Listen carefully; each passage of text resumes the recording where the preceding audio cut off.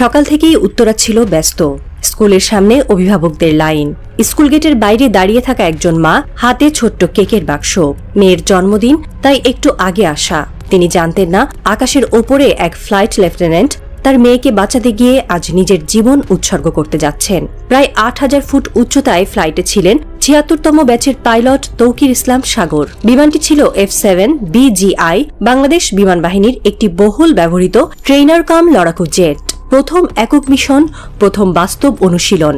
আর এই প্রথমেই তৌকির বুঝিয়ে দিলেন প্রশিক্ষণ কেবল কৌশলের চর্চা নয়, তা একটি চেতনার নাম। যেন হুমায়ুন আহমেদের উপন্যাস থেকে উঠে আসা এক চরিত্র, নীরব, সৎ, স্নিগ্ধ মায়ের মুখ দেখে মন ভালো হয়ে যাওয়া ছেলে, যার এক হাতে ছিল স্টিক, অন্য হাতে ছিল জাতির ভবিষ্যতের নিরাপত্তা। ঘটনাটি ঘটে মাত্র ১৩ মিনিটের মাথায়। বিমানটি টেক অফ করেছিল বেলা ১টা নাগাদ, আর ১টা ১৩ মিনিটেই কন্ট্রোল রুমে সংকেত আসে mechanical failure, immediate action required. তখন কন্ট্রোল রুম বারবার বলছে ইজেক্ট করো, ইজেক্ট করো। তৌকির চাইলেই প্যারাশুটে ঝাঁপ দিয়ে নিজের প্রাণ বাঁচাতে পারতেন, কিন্তু ইজেক্ট করলেই বিমানটি পড়ে যেত কোনো জনবহুল এলাকায়, স্কুল, বাড়ি, রাস্তার দোকান, হয়তো প্রাণ যেত শিশুর, মায়ের, পরিবারের। তৌকির ঠিক করলেন নিজে যাবেন, কিন্তু কারোর জীবন নেবেন না। এ সিদ্ধান্ত মুহূর্তিক নয়, এটা এক ফ্লাইট ম্যানুয়ালের বাইরে থাকা নৈতিক চেতনা। এটা সেই শিক্ষা যা কেবল ভালো একজন পাইলট নয়, ভালো একজন মানুষ তৈরি করে। একজন সামরিক অফিসার যখন মৃত্যুর মুখোমুখি হন, তখনই তার আসল ব্যক্তিত্ব প্রকাশ পায়। তৌকির ছিলেন সেই কিশোর যে নায়ক হওয়ার স্বপ্ন দেখত না, যে চেয়েছিল দায়িত্ব পালনে নিঃশব্দ শ্রেষ্ঠত্ব। তিনি ছিলেন সেই সৈনিক যার ঈমান ছিল মাটির মানুষের প্রতি ভালোবাসায়।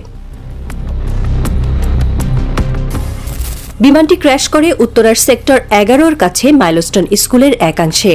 সেই মুহূর্তে স্কুল থেকে বের হচ্ছিল শিশুরা। কিছু মুহূর্ত আগে তাদের হাতে ছিল পানির বোতল, খাতাপত্র, ছোট্ট রং পেন্সিল। কিছু মুহূর্ত পরে চারিদিকে ছিল আগুন, ধোঁয়া, আতঙ্ক আর আর্তনাদ। স্কুল ভবনের সামনে পড়ে থাকে ছোট্ট ব্যাগ, বইয়ের পাতায় পুড়ে গেছে এক শিশুর আঁকা রোদ, মাটিতে ছড়িয়ে পড়ে মায়ের ফোন, বাবার মোটরসাইকেলের চাবি, শিশুর চকোলেট। ধ্বংসস্তূপ থেকে বেরিয়ে আসে নাম, শামম, মাহিন, মুনতাহা, রাইমান। তাদের কেউ ফিরে আসে না। তাদের ছবি দেখা যায় বার্ন ইউনিটের ওয়ার্ডে, আইসিইউর তালিকায়, পুলিশের রিপোর্টে। তাদের নাম হয়তো আজ খবরের কাগজে, কিন্তু কাল হয়ে যাবে কষ্টের প্রতিচ্ছবি। তৌকিরের মৃত্যুর মাঝে আমরা বেঁচে গেলাম, কিন্তু এই বেঁচে থাকাটা কি সস্তা? একজন মানুষ নিজের চরম আত্মত্যাগে আমাদের মুখে হাসি রেখে গেল।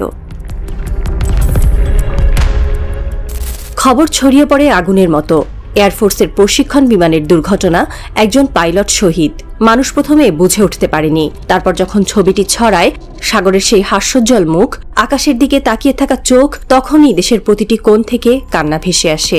কেউ একজন ফেসবুকে লিখেছে, তিনিও তো কারো স্বামী ছিলেন, কারো ছেলে, কারো বাবা হতে পারতেন, কিন্তু তিনি দেশের জন্য বেঁচে থাকাটা বেছে নিলেন না। একজন বৃদ্ধা বললেন, বাবারে, আমি জানি না সে কে, কিন্তু আমি আজ সারা রাত ঘুমাই নাই, তার মা যেন ঠিক থাকে, আমি মোনাজাত করেছি। এমন মায়া হয়তো আত্মার গভীর থেকে জন্ম নেয়, কারণ শহীদের নাম হয়তো একসময় ভুলে যাবে অনেকে, কিন্তু তার জন্য গলে যাওয়া মানুষগুলোর চোখের জল জমে থাকবে এই মাটিতে। তৌকিরের মা, যিনি এখন বলেন, আমার বুক খালি হয়ে গেছে, এই বাক্য থামিয়ে দেয় সময়, এই শব্দ কাঁপিয়ে দেয় রাজপথ, সংসদ, সেনানিবাস। তিনি একজন সাধারণ মা ছিলেন, যিনি ছেলেকে নিয়ে স্বপ্ন দেখতেন, সন্ধ্যায় তার জন্য শাকভাজি করতেন, সকালে রুটিতে ঘি মাখতেন। আজ সেই মায়ের কোলে শুধু একটি ভাঁজ করা পতাকা। তৌকির কোনো জেনারেল ছিল না, কোনো সুপারস্টার ছিলেন না। তিনি ছিলেন শান্ত এক ছেলের প্রতিরূপ, যিনি হয়তো রাতে বাবাকে ফোন করতেন, সকালে মায়ের খোঁজ নিতেন। একজন তরুণ, যিনি ঈমানের মতো বিশ্বাস করতেন দেশের প্রতি দায়বদ্ধতায়। তৌকির ইসলাম সাগরের মৃত্যুর মধ্য দিয়ে আমরা দেখেছি জীবনের গভীর মূল্য। এই পাইলট কেবল একজন অফিসার ছিলেন না, তিনি ছিলেন একজন নীরব ইমানদার, যিনি মিশন বেছে নেন নিজের শিরায় বহমান চেতনায়। তিনি ছিলেন সাহসের জীবন্ত মূর্তি, যিনি মৃত্যুকে বেছে নিয়ে শিশুদের জীবনে আলো বুনে দেন। তার গল্প এখন প্রতিটি স্কুলে আলোচনার বিষয়, তার ছবি এখন দেয়ালে, তার নাম এখন হৃদয়ে। আমরা ভুলে যাই নাম, পদবি, র্যাঙ্ক, কিন্তু কখনো ভুলব না সেই পায়ের ছাপ যেটা রেখে গেছেন জাতির হৃদয়ে।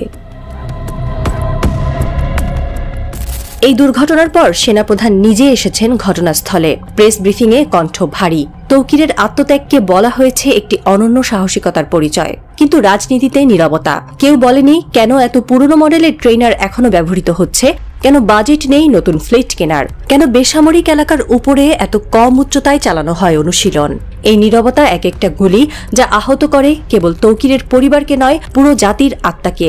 প্রশ্ন উঠেছে, কেন এই বিমান আজ আকাশে উঠেছিল? কেন সিগন্যাল না থাকলেও বিমান ওড়ানো হয়? বিমান কি পুরনো ছিল? কনফিগারেশন কি ঠিক ছিল না? সামরিক সূত্রগুলো বলছে এটি ছিল একটি রুটিন মিশন, কিন্তু প্রতিটি জীবনই কি রুটিনে হারিয়ে যাওয়ার মতো? সামরিক বাজেটে যেখানে শত শত কোটি টাকা চলে যায় ভিজিবিলিটি প্রজেক্টে, সেখানেই কেন পাইলটের জন্য নিরাপদ জরুরি অবতরণ ব্যবস্থা নেই?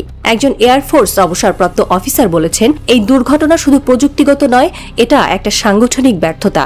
কিন্তু কেউ জবাব দিচ্ছে না, কেউ দায় নিচ্ছে না। শুধু একজন মা চোখের পাতা বন্ধ করে বলছেন, ও বলতো, দেশের আকাশে যদি কোনোদিন আর নামতে না পারি, আম্মু তুমি কেঁদো না। সন্ধ্যা নামে, কাঁসার থালার মতো ঢাকার আকাশ রক্তিম হয়ে ওঠে। মানুষ বাড়ি ফিরে যায়, নিউজ হেডলাইন বদলে যায়, কিন্তু কিছু মৃত্যু থাকে যা হেডলাইন হয় না, হয়ে যায় এক একটা দীর্ঘশ্বাস, এক একটা ইতিহাস।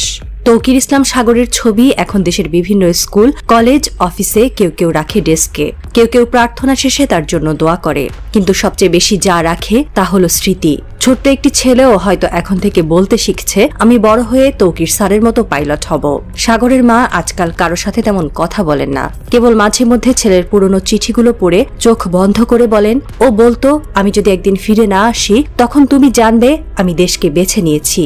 আজ আমি জানি তুই দেশকে ভালোবেসেছিলি। বইয়ের পাতায় তার নাম থাকবে কিনা জানি না, জাতীয় দিবসে কেউ ফুল দেবে কিনা জানি না, কিন্তু ইতিহাস যেটা লেখা হয় অদৃশ্য অশ্রু দিয়ে, সেটা বলবে একজন পাইলট ছিলেন। তিনি নিজের প্রাণ দিয়ে অন্যদের প্রাণ বাঁচানোর চেষ্টা করেছিলেন। তিনি ফিরে আসেননি, কিন্তু আমরা তার কাছ থেকে শিখে গেছি কাকে বলে ভালোবাসা আর কাকে বলে আত্মত্যাগ। রাতে শিশুরা ঘুমিয়ে পড়ে, কিন্তু এক মা ঘুমোতে পারেন না, কারণ তার মেয়ে আজ জন্মদিনে কেক খেতে পারেনি। আকাশে এখনো ঘুরে বেড়ায় এক পুড়ে যাওয়া বিমানের স্মৃতি, আর মাটির নিচে ঘুমিয়ে আছে এক পাইলট যার সাহসে আমরা আজও দাঁড়িয়ে আছি। সালাম তৌকির, আপনার সাহস আজ এক জাতির বিবেক, আপনার মৃত্যু আজ একটি প্রজন্মের জীবন্ত প্রতিজ্ঞা। আমরাও একদিন এমন দেশপ্রেমিক হব।